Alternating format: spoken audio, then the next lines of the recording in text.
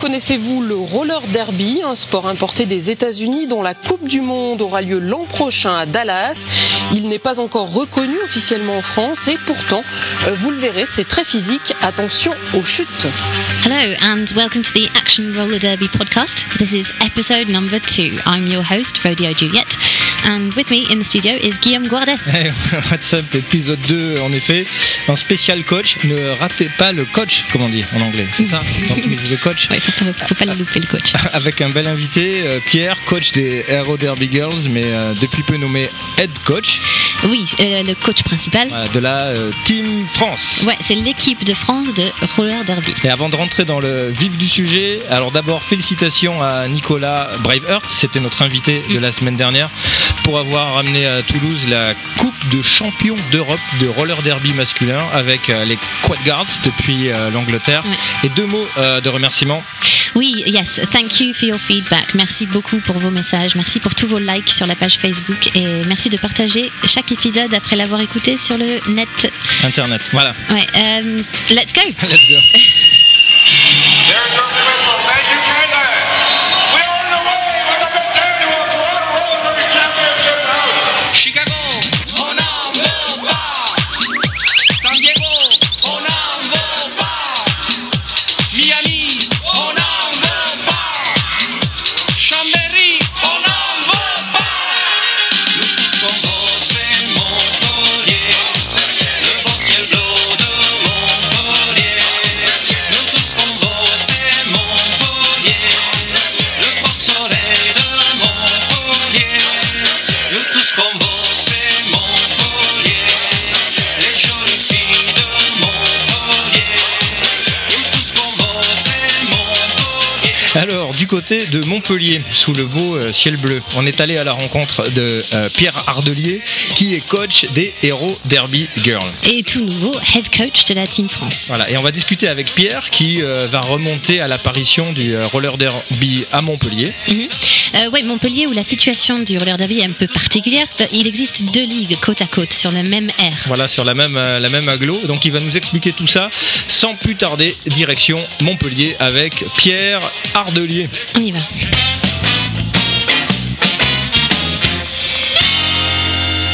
Le roller derby à Montpellier, il a maintenant de 3 ans, je crois. Moi, j'avais été contacté à l'époque par la femme d'un de mes meilleurs amis qui voulait monter un club. Bon, il y avait rien, il y avait Toulouse, Bordeaux, Paris, il me semble. Donc c'était vraiment les tout débuts. Rennes se montait un peu, Nantes aussi. Mais on savait pas trop de quoi on parlait en fait. C'était obscur le roller derby. Donc on a fait beaucoup de conditionnement physique et puis on a petit à petit appris à faire un petit peu de derby. Je me suis beaucoup renseigné auprès de Slash et Braveheart de Toulouse qui eux avaient déjà un peu plus d'expérience. Et on a fini par un match en fin de saison en juin 2011 contre Toulouse, donc avec les Deathloop où on a pris une bonne grosse branlée. Mais on a découvert ce que c'était que le derby. Bon, les choses ont fait qu'avec le bureau de l'époque, on s'est pas forcément retrouvé dans les objectifs qu'on avait dans le derby. Donc on s'est séparés et j'ai monté la ligue des Aero Derby Girls à Montpellier. Donc on s'est retrouvé avec deux ligues à Montpellier. Aujourd'hui, on dépend du Crest, qui est une petite commune à côté de Montpellier, ce qui permet de plus avoir 2 ligues à Montpellier, mais une ligue à Montpellier, une ligue au Crest. On a en plus la chance d'avoir un gymnase avec des créneaux dedans, plusieurs créneaux par semaine. On est très suivi par la mairie, donc c'est très très positif pour la ligue. Et ça s'est fait en octobre 2011. Voilà. Vous avez un lieu d'entraînement mis à disposition. Ouais. Là, on touche un point crucial, c'est-à-dire le soutien par les institutions locales, ce qui n'est pas le cas dans toutes les villes. C'est très difficile dans le derby, malheureusement. C'est pas reconnu, ça reste un sport qui n'est pas vraiment un sport, malheureusement, pour beaucoup d'élus, ce qui est très dommage. Nous on a beaucoup de chance d'être au Crest. Ils ont confiance en nous, ils nous ont toujours aidés. On a le track qui est maintenant tracé au sol à la peinture, donc c'est une véritable reconnaissance de la ville. Toulouse aujourd'hui qui est un club majeur du derby français, Bordeaux qui est aussi un club majeur, ou même Paris, malheureusement les PRG qui sont aujourd'hui les 3 gros clubs français n'ont pas de salle, et ça C'est pas normal. Un petit club de foot de village aura 2 terrains d'entraînement. Un club majeur comme Toulouse qui joue en Europe, comme Paris qui aujourd'hui perd d'1 point contre Londres, c'est des ligues importantes et elles n'ont pas l'appui de leur mairie. Et c'est un gros souci du derby français, malheureusement. Alors est-ce qu'il faut aller en mairie, est-ce qu'il faut aller voir l'élu au sport avec un dossier béton en lui disant voilà ce que ça peut amener en image auprès de votre ville, en dynamisme, etc. Alors je crois qu'il n'y a pas de règle parce que nous ça s'est pas passé tellement comme ça, hein. Nous ça s'est beaucoup fait à la confiance, à la discussion. On a contacté le CRES parce qu'on avait des adhérentes qui étaient au CRES et ils nous ont dit bon pourquoi pas. Le CRES c'est une ville qui est assez jeune, qui avait envie de se dynamiser. Ils ont dit pourquoi pas, on veut bien vous prêter la salle pour quelques entraînements et puis pour un match. Ils sont venus voir le match et puis le deuxième et puis on a gagné, donc en plus ça donne une image positive. Et à la fin de l'année ils nous ont dit ouais ok banco, on vous libère de créneaux, on y va. On a vraiment marché à la confiance et pas tellement avec un dossier de presse quoi. Et c'est ça qui est finalement où on se dit c'est qu'une histoire de confiance, il n'y a pas besoin de faire des gros dossiers quoi. Alors qu'en est-il des autres clubs sportifs de la municipalité? Avec quels yeux ils vous regardent, les pratiquants du judo, du basket, du cyclisme? Est-ce que vous êtes des rigolos? C'est bizarre. Il y a beaucoup d'interrogations. Notre gymnase en fait il est fait de telle sorte qu'on a une très très grande porte ouverte et les gens passent et s'arrêtent et nous demandent bien ce qu'on peut faire à tourner comme ça avec des casques autour d'un track et se coller des coups. C'est bizarre et étonnamment on commence à avoir un réseau de supporters qui ne vient pas du derby et qui ne vient pas non plus du réseau joueuse. C'est des gens du CRES qui viennent supporter l'équipe du CRES. Voilà, les gens suivent, achètent des t-shirts, portent les t-shirts, on les voit en ville, etc. Donc c'est rigolo. Les gens petit à petit s'attachent au club. Et au niveau de la presse locale, s'ils vous envoient des journalistes faire des sujets, est-ce qu'ils envoient des journalistes sportifs ou ils envoient le stagiaire à la recherche des sujets un peu originaux? Un peu, ouais. Quand on a la chance ne serait-ce que d'avoir un retour presse, ce qui est déjà un exploit en soi, c'est rarement des gens qui savent de quoi ils parlent. Et c'est un des gros soucis du derby français, c'est que pour 3 astières sur 4, il y a malheureusement le mot trash, sexy, mini short et barasi dans la même phrase. Et ça, c'est pas possible, quoi. C'est plus comme ça le derby. Alors je me permets de t'apporter la contradiction, parce que quand on va sur les sites même animés par les clubs de roller derby, les filles ou les responsables des clubs eux-mêmes et elles-mêmes mettent en avant ces arguments-là. On peut le voir noir sur blanc sur les pages Facebook, sur le choix des noms, c'est un peu sur l'imagerie, l'iconographie, etc. C'est un peu dommage. À mon avis, c'est un avis purement personnel, je pense qu'aujourd'hui le derby devient de plus en plus un sport.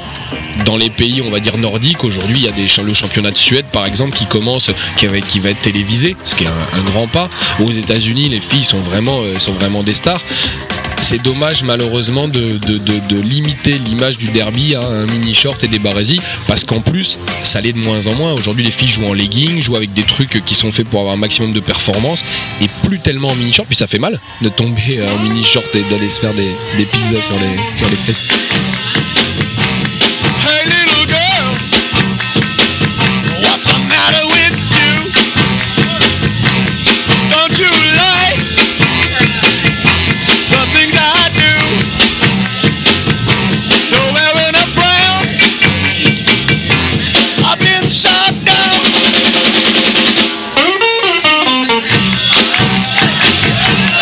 Hey little girl,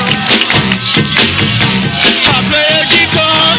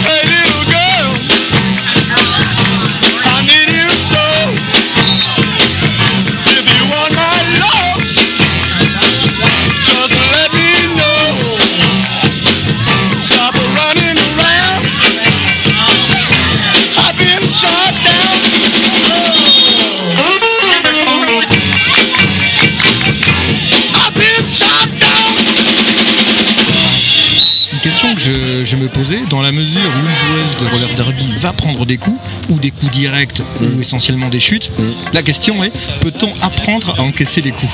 Oui. Alors déjà, de toute façon, il faut bien savoir un truc qui est extrêmement logique. Plus on est musclé, moins on a mal. Le muscle amortit le choc, protège les os, protège les fibres. Plus on va être musclé, plus on va pouvoir encaisser. Et si les boxeurs étaient tout maigres, ça durerait pas très très longtemps. Donc les filles, déjà, si elles veulent avoir moins mal, elles doivent se muscler. C'est la base. Et puis après, oui, on apprend. Je pense que de toute façon, c'est le temps. Quand on a pris 1, 2, 3 bonnes boîtes, on sait déjà que ça fait pas si mal que ça. On enlève un peu le côté terrorisant de la grosse chute. On s'en remet, en général, même d'une blessure, on s'en remet. Et puis on apprend à prendre des coups. Ouais. On apprend à se positionner, à contre-bloquer. On va apprendre à placer son corps de telle manière que ça vienne pas frapper là où ça fait mal. On va plutôt donner la hanche plutôt que le flanc, par exemple. Quand on tombe, on va faire en sorte de tomber plutôt sur les genoux que de se laisser tomber comme une crêpe à plat ventre ou à plat dos ou au milieu des fesses pour se briser le coccyx. On apprend à avoir moins mal, on apprend. Ça n'empêche pas qu'on a toujours mal, mais moins. Alors tu parles en expert, je suppose que tu as une expérience sportive solide à titre personnel. J'ai pratiqué le football américain pendant longtemps, 7 ans à peu près. Je connais la notion du choc alors à encaisser. On est protégé différemment, mais ça tape un peu. Ouais. Et j'ai eu la chance de participer à l'équipe de France il y a longtemps maintenant, il y a au moins 4 ans. J'ai préparé des camps de sélection, j'ai malheureusement pas été retenu pour faire les championnats d'Europe, mais j'ai eu la chance de pratiquer, ou en tout cas d'avoir des préparateurs physiques et une préparation du haut niveau sportif sur un sport de contact. Et étonnamment, on va retrouver beaucoup de similitudes entre le football américain et le roller derby. Donc ça m'aide beaucoup dans mon coaching, dans ma vision du jeu, c'est un gros avantage aujourd'hui que j'ai.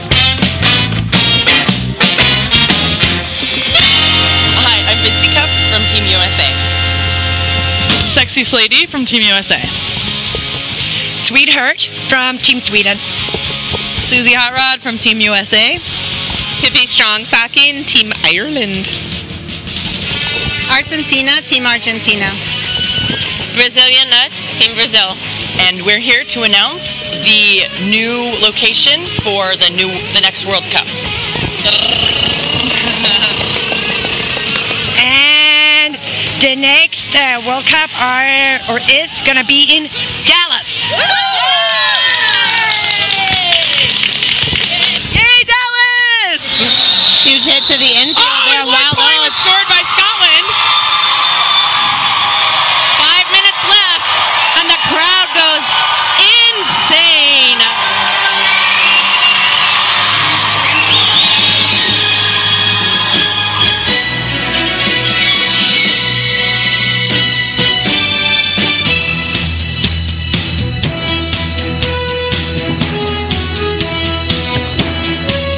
That's right, folks. Dallas, Texas. Blood and Thunder Magazine presents the 2014 Roller Derby World Cup live from Dallas, Texas.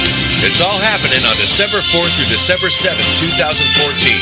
Which countries will be returning? What new countries will compete? It's 4 days of international roller derby action you won't want to miss. Pack your bags. You're coming to Dallas.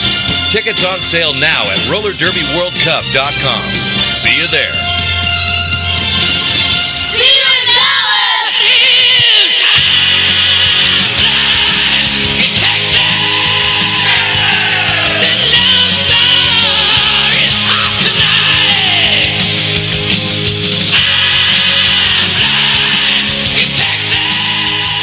Donc on a entendu Fisticuffs, Sexy Slady, Sweetheart, Susie Hot Rod, Pippi Strong-Stocking and Argentina and Brazilian Nut faire l'annoncement de le prochain Roller Derby World Cup en 2014.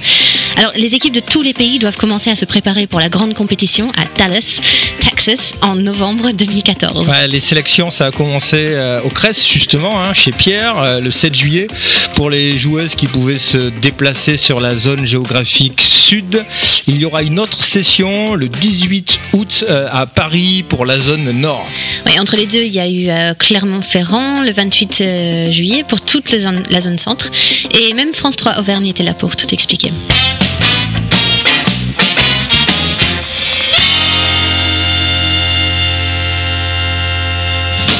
Elle s'appelle Nasty Nurse, Hooligan ou encore Duracell, des surnoms de guerrières pour impressionner leurs adversaires. Aujourd'hui ont lieu les sélections pour faire partie de la Team France, le gratin du roller derby. Une équipe pour participer au championnat du monde à Dallas en 2014. Bah là, le rêve pour toutes les filles qui sont là, je pense, c'est d'aller à Dallas, complètement, d'aller là-bas, toutes ensemble, toutes ces filles qui font partie de la France, ensemble, le temps d'un week-end à Dallas, ce serait, comme on dit, Dallas, c'est la classe. Le roller derby, c'est 2 équipes de 5 filles qui tournent en rond. Le but du jeu, bloquer l'attaquante adverse appelée jammeuse, ici avec un couvre-casque étoilé. Et attention à la chute. C'est violent, mais c'est très codifié, donc c'est très réglementé. On peut pas non plus se taper comme on veut. Du coup, on sait quel coup on est susceptible de recevoir. On peut aussi se préparer. Et on se prépare de toute façon à les recevoir. De tomber, de revenir, de se relever, de repartir. C'est un challenge. Tu dis, t'es par terre, tu dis, il faut que j'y retourne pour finir et pour passer la bloqueuse et pour marquer les points. En 2011, les Françaises ont terminé 7e au championnat du monde. En 2014, l'objectif est simple. C'est de gagner, bien sûr. On a entendu les voix de Machete, Cosmic Bruise, Flash Black et encore le rire de Cosmic Bruise. Mais en attendant de gagner, pour Pierre et toute la Team France, c'est parti en fait pour 1 an et demi de travail. Alors voyons voir Pierre, qu'est-ce qu'il en pense?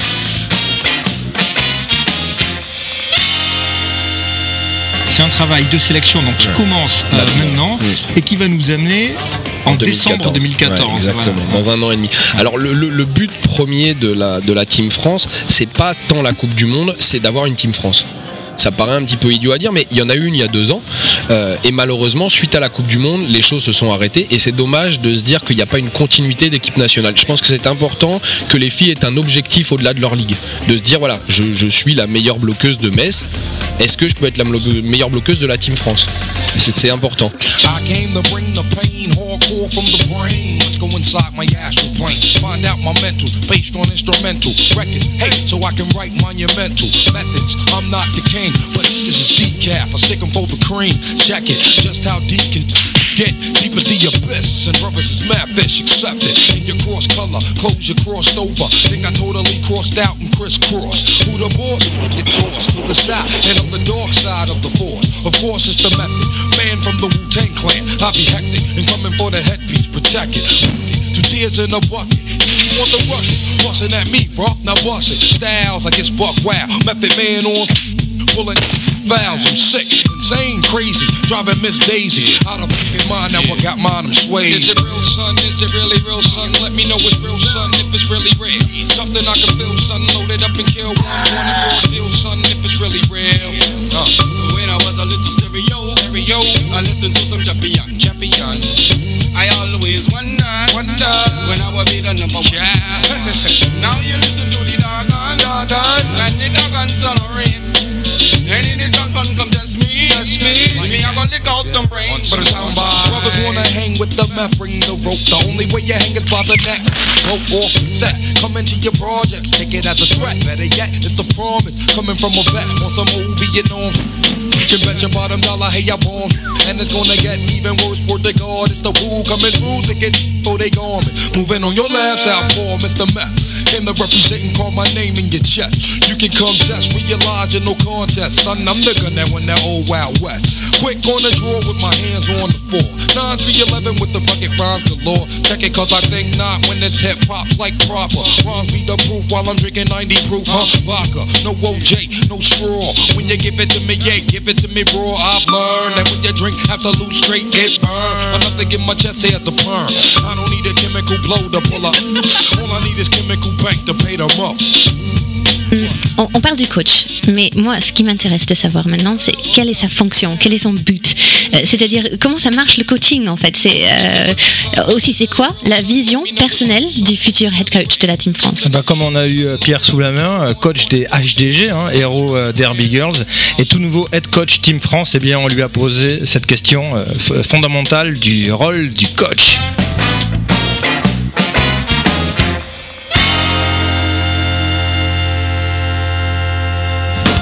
Le rôle du coach, je pense que c'est d'arriver à fédérer son équipe, à leur donner envie de travailler ensemble, à faire en sorte qu'elles deviennent meilleures à chaque entraînement, à chaque match. je pense que il peut arriver qu'une équipe soit médiatisée à travers son coach, ou qu'en tout cas ça soit l'image de la ligue. Et je pense que pour ça, effectivement, ouais, c'est pas toujours facile.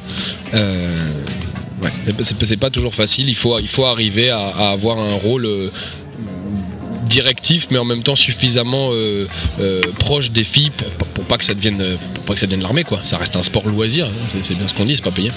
Et là, tu as abordé un aspect, on va dire, psychologique du coaching. Alors, je suppose qu'il y a un aspect physique pur. Est-ce que toi, tu appliques un programme, et est-ce que tu as même en tête un programme individuel que tu adaptes à chaque joueuse, et puis un programme collectif pour l'ensemble de l'équipe? Alors ça, c'est quelque chose qu'on va mettre en place sur la Team France, effectivement. De toute façon, je pense que pour qu'un coach soit efficace, il faut qu'il soit bien entouré. Et aujourd'hui, moi, je sais que j'ai des gens qui m'aident, et que seul, je ne pourrais pas faire ce que je fais aujourd'hui. J'ai deux coachs avec moi aujourd'hui, et sans eux je peux pas, quoi. C'est pas possible, parce qu'on a tous notre spécificité. Moi je suis vraiment plus orienté sur toute la partie, on va dire, stratégie technique de derby.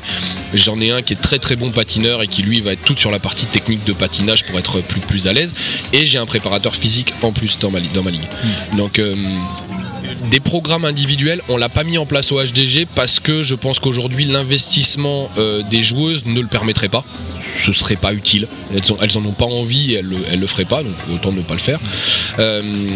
En Team France, oui, c'est prévu un programme individuel de musculation, un programme individuel de suivi avec chaque joueuse, pour qu'elle puisse, après chaque entraînement, se remettre en question, savoir ce qu'elles ont bien fait, ce qu'elles ont moins bien fait, comment le travailler. Oui, c'est deux manières différentes, en fait, on va dire, de coacher. Les joueuses de la Team France vont être sans doute éclatées au niveau géographique. Ça va impliquer beaucoup de déplacements, beaucoup d'organisations pour mettre en place des sessions collectives, des débriefings, etc. Sachant qu'on va avoir en plus une partie expatriée, avec des filles qui jouent au Canada, aux États-Unis, en Angleterre, etc. Ça va être compliqué. C'est pour ça qu'il y a un gros staff management aujourd'hui dans la Team France. Il y a la Team France, le staff, c'est à peu près une quinzaine de personnes, hein, donc c'est beaucoup. Et je pense que c'est le minimum aujourd'hui pour que ça fonctionne. Il faut arriver à faire un entraînement à Lyon, et puis un à Metz, et puis un à Nantes, parce que les filles peuvent pas se permettre en permanence d'aller à Paris. Une fille qui est à Nantes, c'est pas trop compliqué, mais une fille qui est à Bordeaux, c'est plus loin, etc. Donc le but, c'est d'arriver à faire un entraînement sur un week-end tous les mois, et tourner partout en France, pour justement essayer d'avoir une égalité sur les transports, pour pas que les filles se sentent lésées de vivre à Clermont-Ferrand ou à Metz, quoi, ou à Montpellier. Allons enfants de la patrie, le jour de gloire est arrivé. Contre nous de la tyrannie, l'étendard sanglant élevé.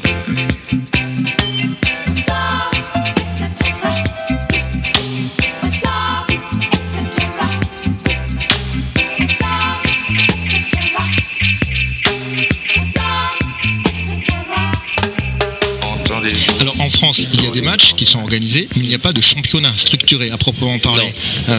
Comment se fait et est-ce au programme? Alors, pour avoir un championnat, il faut une fédération. Parce qu'il faut un organe externe qui va régir le truc.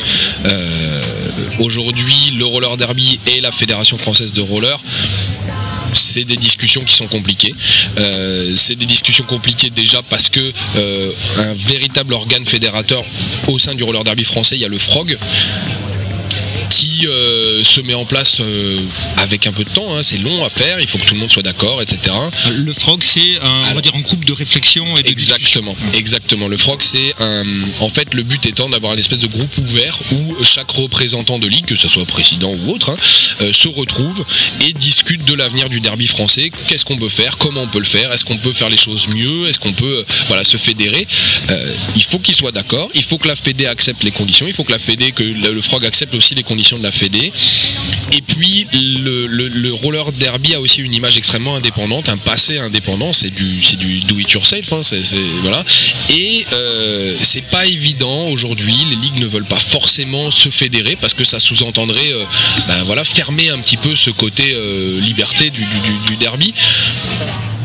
J'ai pas tellement d'avis là-dessus, je m'engagerai pas sur ce genre de discussion parce que c'est extrêmement houleux. Ce qui est sûr, c'est que si un jour on veut un championnat de France, qui je pense tirera encore une fois le derby vers le haut, il faudra que soit le FROG l'organise, soit la Fédé l'organise, mais je pense que c'est important à court ou moyen terme d'arriver à faire ce genre de choses. Je pense que ça aidera beaucoup le développement. Bon, mais je te remercie pour toutes ces explications très claires, et je suis content de te voir très calme et très posé, parce que je t'ai déjà vu en bord de piste où c'est un tout autre personnage, très méditerranéen, j'ai envie de dire. Alors il faut que je travaille dessus. Ça crie très fort. Il faut que je travaille là-dessus. Je pense pas que ça soit une bonne chose. Avec des grands moulinets, des brins, voilà. C'est pas très malin. Sinon, l'image de la France à Dallas. Voilà, on est d'accord. C'est pas très malin. Je pense que de mauvais joueurs. Alors de mauvais joueurs, je sais pas, mais en tout cas de joueurs qui s'emportent, et c'est pas une bonne chose à faire. C'est quelque chose sur lequel je travaille à chaque fois, chaque match, etc. Je pense qu'aujourd'hui j'étais un petit peu plus calme que d'habitude, et puis petit à petit j'apprends, les joueurs apprennent à bloquer, moi j'apprends à fermer un peu ma bouche. Je pense que c'est pas plus mal de temps en temps. Être moins sanguin. Ouais, peut-être. Très bien, parfait. Voilà. Merci, super. Avec plaisir.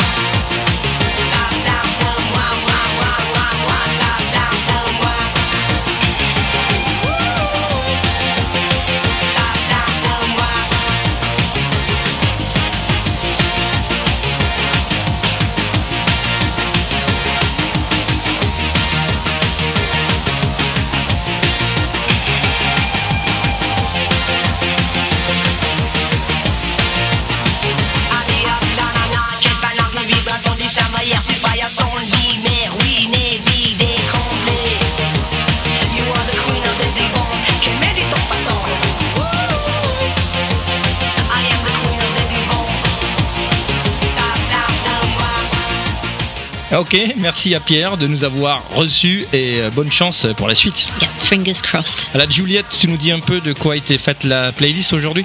Oui, on a écouté The Sonics, on a entendu un petit peu de Blind in Texas de Wasp, et aussi Method Man avec Bring the Pain, Serge Gainsbourg en dubstyle featuring Sly Dunbar et Robbie Shakespeare. Tu sais que tu as des bons disques dans ta collection. Ah, c'est l'original version, Dynamics Sound Studio, Kingston, Jamaica, 1979. T'étais même pas né, je suis sûr. C'est possible. Ouais, et ça se termine par cette version féminine et suédoise de Ça plane pour moi, là, avec Leila K. On se retrouve dans une semaine pour un new episode full of roller derby action and philosophy. Ouais, parce qu'il y a encore du monde à écouter. Hein. Tu avais promis l'interview avec Dédicace aussi. Et elle arrive, mais juste avant, il y aura Jean Gadin pour parler de son projet de jeu Jam. All right, then stay tuned. Oui, vous pouvez nous contacter et nous suivre sur www.actionrollerderby.com. Et continuez à partager et à appuyer sur ce petit bouton like sur Facebook, Twitter, YouTube, Podomatic et Mixcloud. We really appreciate that. Thank you very much. Merci beaucoup. Okay, on remercie Monsieur Q aussi, Richie Buzz du côté de la Kicking Radio. On salue tous les auditeurs, toutes les auditrices, en espérant que vous continuerez à supporter votre équipe locale de Roller Derby. Et la Team France aussi. Et England aussi, quand même un petit peu. England. Ok, pour Action Roller Derby, c'était Guillaume Guardes au micro en duo avec Rodeo Juliette. Yeehaw! Keep on rolling, everybody.